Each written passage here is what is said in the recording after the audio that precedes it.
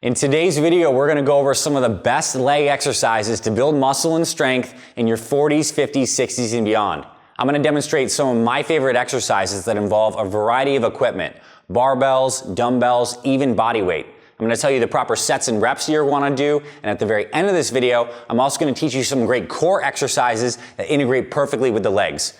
And before we get into these leg exercises, I want to share a couple things. It is so important for you to have strong legs as you age. First off, having strong legs looks great, but it also increases your metabolism when you have more muscle and improves your balance. So this is something you must do. And if you're someone with any kind of knee pain or hip pain, improving your leg strength is going to help with all of that. And at the end of this video, I'm also going to cover some great core exercises that integrate perfectly into this leg training so you have a full routine to follow. Let's get into the first category of exercises. So when it comes to the best leg exercises, there are really two categories of motions. There's two-leg motions and there's single-leg motions. We want to do both.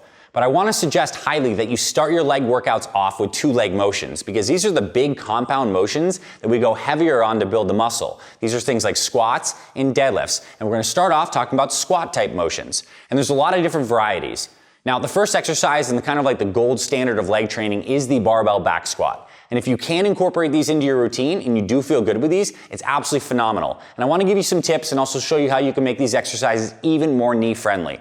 The first thing is the bar placement, where the actual bar sits on your back. For most people in their 40s, 50s, and 60s, I recommend a lower bar placement where the bar is not up on your neck, but it's sitting a little further back. You can see me actually addressing the bar and having that bar position right there. And I want you to keep a very strong upper back. A lot of people totally neglect the bar tight back position, which is the foundation of that squat. Now, as you squat, you want to be drifting back, almost like you're sitting back into a chair. This is going to make it a lot more knee friendly for you, and it's going to make it so that you can really do the squats. Now, if your knees are hurt and have some problems, you can try doing it on a Smith machine, which is one of those safety bars that goes up and down on the track, and you can actually step out a little further away so you're really sitting back into that chair. That's going to make it a lot more knee friendly for you. Now, with the squats, there's many rep ranges you can play around with. You can do something like heavy squats in the 6 to 8 rep range, but what I recommend for most people over 40 is doing higher rep squats, anywhere in the 12 up to 20 rep squats. When your legs are really burning, that creates a powerful signal for muscle building. It's a lot of metabolic stress. It's really great. So I'm a huge fan of high rep squats. So if you do 3 to 4 sets to start your workout off, anywhere from 6 up to 20 reps, it's going to be great. And you might do some days where you do high rep squats and other days where you do heavier squats. Now, what I love about the squatting motions is you don't actually strictly need to do barbell squats to be able to do this. You can also use something like a trap bar deadlift, also known as a hex bar deadlift. So this is really great because it mimics the squatting motion, but you don't have to have a bar on your back. So you basically get into one of these hex bars and you go down and you're going to almost do a deadlift. You load your legs, you load your core, you brace your core, and you stand up really strong. And then you come right back down and unwind. You're basically doing a squat motion, and what's cool about the hex bar or the trap bar deadlift is that center of gravity is moving right through the center of your spine. So it's actually going to be a lot easier on your back, and it still gives you great leg motion.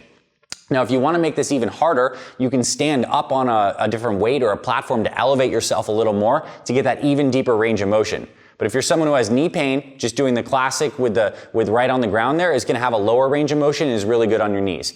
And the final type of two-leg pressing and squat motion that is also good is using some kind of leg press machine. And if you work out at a commercial gym, there's many different varieties. What I want to suggest that you do is use a higher rep range on these, anywhere from 15 up to 30 reps. Those high rep leg presses are really, really phenomenal for building both endurance and strength into your legs, and they can be done very safely. Now, the foot placement is key. You need to find the foot placement that works best for you and your body and feels really good. I recommend most people when they're starting a leg press start with a higher and wider foot placement. This is going to kind of mimic that idea of sitting back into a squat and takes a little bit of the pressure off your knees and shifts it more to your hamstrings and your glutes. And as you play around with that, you can move your feet in a little bit more and you're getting a little more quad activation. But again, make this knee friendly, do higher upper leg press, and I think you're going to find a lot of benefit to this. And you're going to pick one of these two-leg squat motions to start your workout in, and then we'll move on to the next type of motion, the two-leg hip hinging or deadlift motions. So when it comes to two-leg hip hinging motions, aka deadlifting, you can do either barbell or dumbbell deadlifts, and both have their pros and some of their cons. Now, the barbell is the gold standard, classic, great exercise. If you can do this and it feels good on your knees and your back, I recommend you incorporate this into your routine. Here's how the barbell deadlift works. You take the bar and you're going to roll it into your shins. You want to get that bar as close as you can. And you're going to begin to kind of slack out that bar and kind of pull up to really load that posterior chain. When I say posterior chain, I mean your hamstrings, your glutes, your low back. You're creating tension, and then you're gonna stand up with that bar. And as the bar comes up, you're gonna be squeezing your glutes and driving your hips forward into this nice standing, powerful position here. And then you're gonna unwind intentionally by shifting the hips back, lowering the bar, and that bar should drag down your legs, and it should also drag down to your shins. And this is a big mistake people make. They keep that bar too far away from them, and that totally kind of defeats the purpose and actually makes the exercise a lot more dangerous. You wanna keep that bar really close to you. And with the deadlifts, I think it's something that you can train in 2 rep ranges like the squats. You can do them heavy for the purpose of muscle building. This might be from 6 to 10 reps. But particularly if you choose to do the dumbbell deadlifts, you can do these in a higher rep range, 12, maybe even 15 reps. And these are very good because you're creating constant tension on that posterior chain. It's gonna give you a great burn and a lot of tension, and that's what's gonna give you great gains. Now, one other version that can make it even more advanced is doing something like a deficit dumbbell deadlift. And this is where you're actually standing on some kind of weight plate to give you a greater range of motion. And you choose a lighter dumbbell for this. And then you're gonna have your legs be a little more stiff, not fully locked out, but a little more towards if you were gonna bend over and do a hamstring stretch. And then you're gonna come down with the dumbbells, pause at the bottom for a second, and then fire right back up. And this is really gonna focus more on the hamstrings and the glutes. It's gonna take less work off the quads. It's also a great variety, especially something that pairs well after you've done some kind of squatting motion. So those are 2-leg hip hinging motions, aka deadlifts. I think you're gonna love these. Let's move into our single leg motions. So now that we've covered our 2-leg motions, we're gonna get into our single leg motions. And my personal favorite single leg motion for the legs after 40 is the single leg Bulgarian split squat. This is an amazing exercise because we can isolate each leg, create a lot of tension, and it doesn't require a lot of weight or basically any equipment. You just need something to elevate your back foot, like a bench or a chair, and you can use your body weight to start out. Here's how this exercise works. You're gonna put a bench or a chair behind you, and that's where you're gonna put your back foot on. And you're also gonna wanna hop that front foot out to a place where you feel like, as you're squatting down like you see me right here, your knee is tracking slightly over your toe, but it's also comfortable for you. And one of the things I love about this exercise is you can adjust your front foot placement to make sure it feels good on your knees. If you have any amount of knee pain, you can step that foot even further out. And again, you feel like you're now sitting a little further back into that chair position. That's gonna work your glutes and your hamstrings and take a little pressure off your knees. But you're gonna need to play around with whatever leg placement feels good for you. And you're gonna work one leg at a time. And you're gonna do up to 10 to 15 reps. Now, when you're doing single leg motions like this, I want you to think about doing one long continuous rep. And this is a training technique called continuous tension non-lockout.